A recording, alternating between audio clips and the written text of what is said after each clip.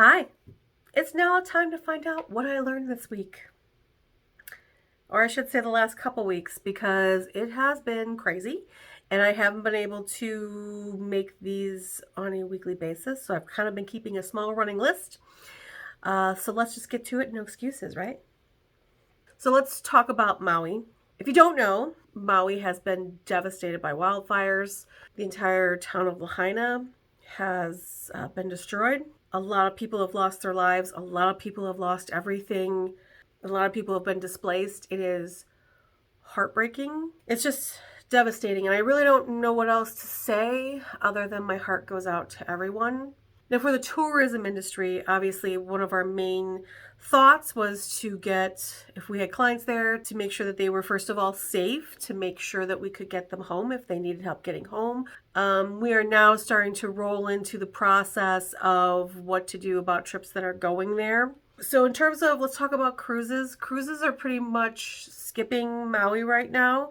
They're reevaluating on a week by week basis. I have a cruise going out in 3 weeks. They were just informed 2 days ago that they will not be stopping on Maui. They're going to get an extra day in Kauai and Kona, I believe is what they said.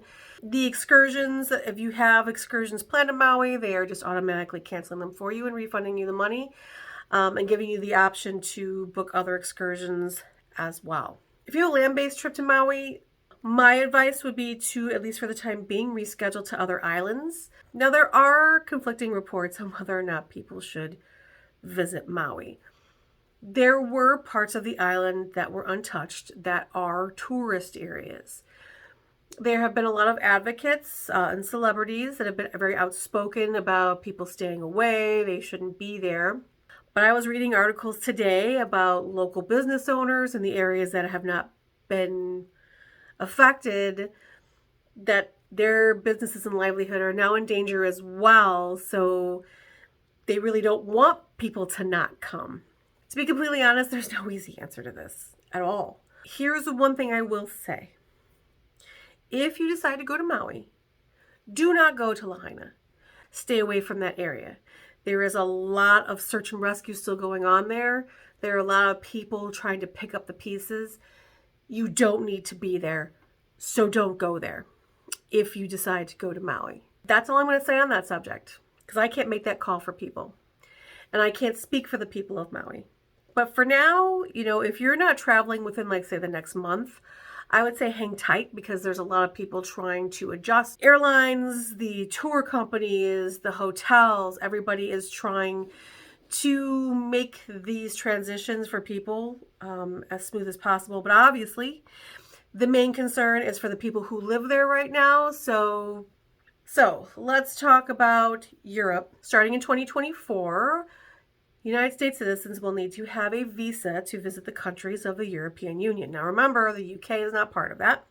The fees will probably be like $8.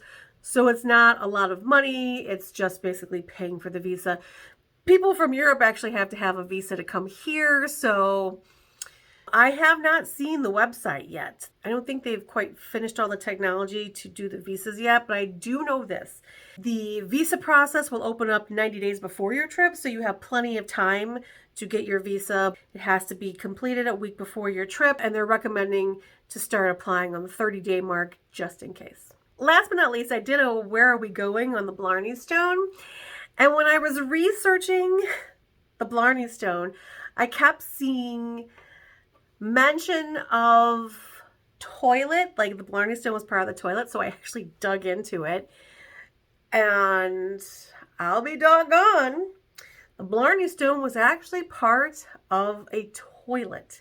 It served as the deflector stone. So the deflector stone is what changes the stream of urine. And that just makes me laugh to think of all the people who have kissed that and didn't know that. Not that there's any urine left on it, but yeah, I mean, that's something to think about. It's a true story. I was thinking about doing a trip to Europe in the fall, and I wasn't sure where I wanted to go. Ireland was one of my options, and I thought, well, will I kiss the Blarney Stone? Because I'm not quite sure I could hang upside down and do that. And then I was like, this will have to really make me think twice. Like I said, there's no urine on it. There hasn't been for probably centuries, but still,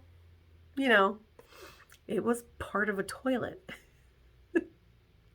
because to be completely honest, that's really the least of your worries. Most travel sites call the Blarney Stone the world's germiest tourist attraction because people are literally putting their lips on the stone to kiss it, including breathing on it. Now, they do clean the Blarney Stone several times a day with an antibacterial spray, but they do not clean it in between visitors kissing it. So, something to keep in mind. So that's what I learned this week. Again, Maui, you're in my thoughts, and I hope everyone's doing well, and I will see you on the next one. Bye.